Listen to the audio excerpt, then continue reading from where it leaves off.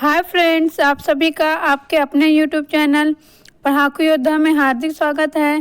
Friends, मैं आप सभी को इस वीडियो में छत्तीसगढ़ के जो लोक चित्रकारी है उसके बारे में बताने वाली हूँ।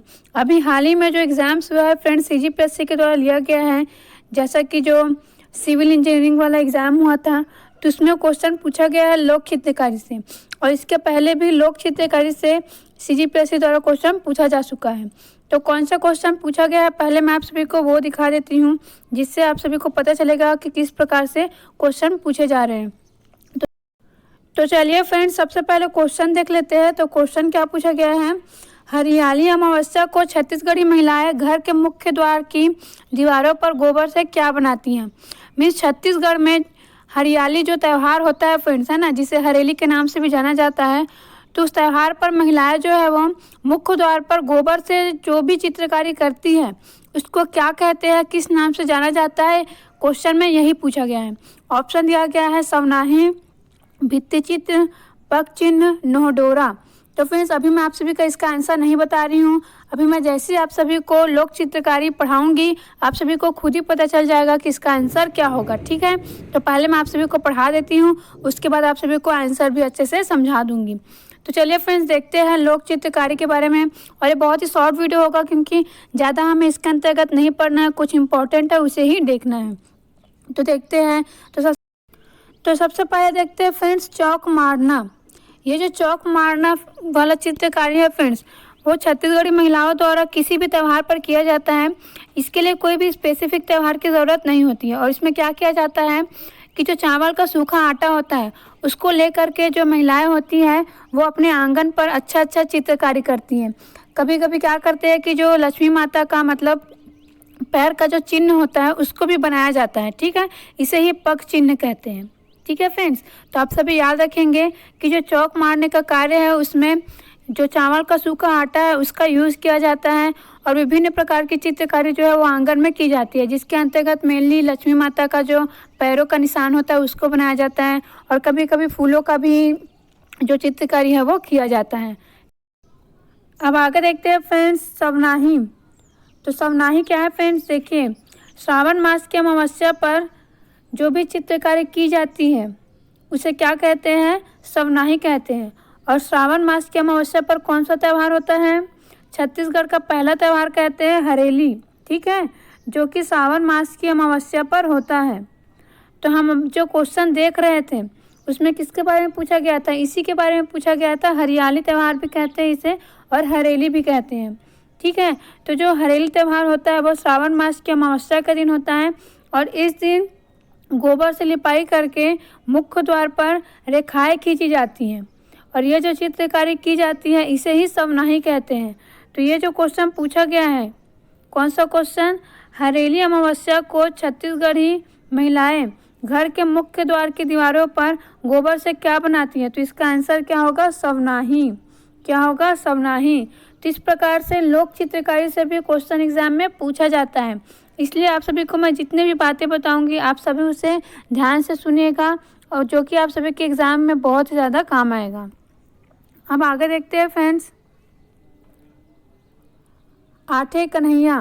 तो कृष्ण जन्माष्टमी पर जो भी भित्ति चित्र बनाया जाता है, ठीक है, उसे क्या कहते हैं, आठे कन्हैया कहते हैं। इसमें कृष्ण की जन्म कथा का चित्रण किया जाता है। क्या किया जाता है, कृष्ण जी का जो जन्म कथा है उसका चित्रण किया जाता है। आप सभी को याद रखना है कि आठे कन्हैया कब बनाया जाता है, तो ये कृष्ण जन्माष्टमी पर बनाया जाता है। और ये एक्चुअली में किस प्रकार का चित्रांकन होता है या फिर किस प्रकार का लोक चित्रकारी होता है करके अगर ऐसा पूछा जाता है तो आप सभी याद रखेंगे कि ये कथात्मक चित्र होता है। किस प्रकार का चित्र होता है, कथात्मक चित्र होता है और इसे मिट्टी के रंगों से भित्ति पर बनाया जाता है। ठीक है, क्या मिट्टी के रंगों से भित्ति पर बनाया जाता है। तो इस प्रकार से आप सभी को ये बातें याद रखनी है। अब आगे देखते हैं, हरतालिका। ये भी बहुत ही ज़्यादा इम्पोर्टेंट है। भाद्र माह में जो तीज आता है, ठीक है, जो कि बहुत ही इम्पोर्टेंट त्यौहार है जनजातियों का, खास करके गौड़ जनजाति में इसको बहुत ही ज़्यादा मनाया जाता है तीज त्यौहार को। ठीक है, तो इस दिन जो महिलाएं होती हैं वो क्या करती है, उपवास रखती हैं। तो उस दिन जो भी चित्रांकन किया जाता है, लोक चित्रकारी की जाती है, उसे क्या कहते हैं, हरतालिका कहते हैं। आप सभी को ये बात याद रखना है। आप सभी से पूछा जाएगा कि तीज के दिन जो भी चित्रकारी की जाती है छत्तीसगढ़ी महिलाओं के द्वारा उसे क्या कहते हैं, तो उसे हरतालिका कहते हैं। क्या कहते हैं, हरतालिका कहते हैं। और इस दिन शिव पार्वती की पूजा की जाती है।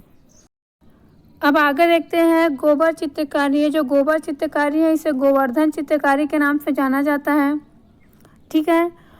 और क्यों जाना जाता है गोवर्धन चित्रकारी के नाम से, क्योंकि ये जो गोबर चित्रकारी है वो गोवर्धन पूजा के दिन, जो कि दीपावली का चौथा दिन होता है, उस दिन छत्तीसगढ़ में जो धान की कोठियाँ होती है ना, मीन्स धान को जहाँ पर संरक्षित करके संग्रह करके रखा जाता है, उन कोठियों पर कुछ चित्र बनाया जाता है गोबर से।